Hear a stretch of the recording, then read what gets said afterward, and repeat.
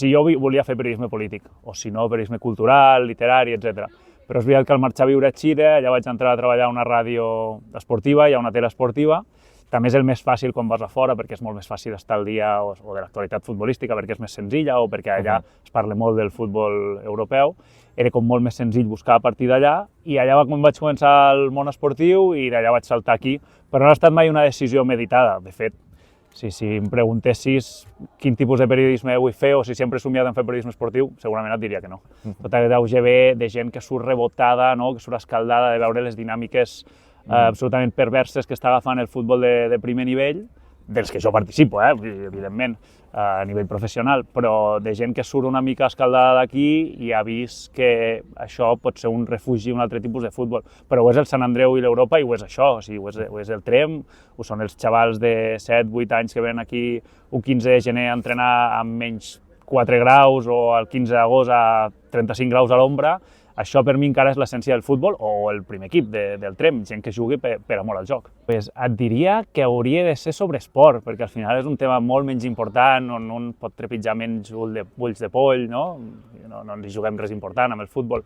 Però si mires les xarxes socials a vegades començaria a posar un dubte, perquè tinc la sensació que la gent s'ho pren massa seriosament. Potser també ens prenem massa seriosament les xarxes socials i realment ens equivoquem amb això. Les millors coses que he fet professionalment, sempre he agraït al Jordi Ubach, que va ser qui em va donar l'oportunitat, i per mi és de les coses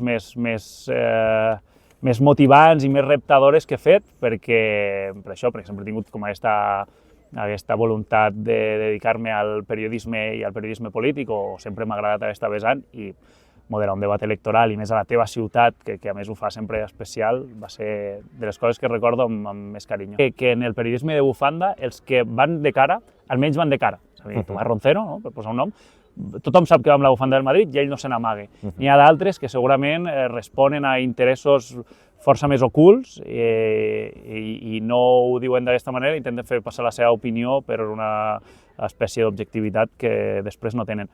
A mi m'encanta, és a dir, a mi el que parlàvem al principi del futbol com a element d'identitat personal, de manera de relacionar-te amb amics, amb família, més enllà de com a element social i més enllà de com a pur esport, em sembla que si un ho destile, ve a ser això, una rivalitat sana, ben entesa sempre, però una rivalitat entre persones que juguen per representar el seu poble, és a dir, el seu pare, la seva mare, el seu veí, el seu amic.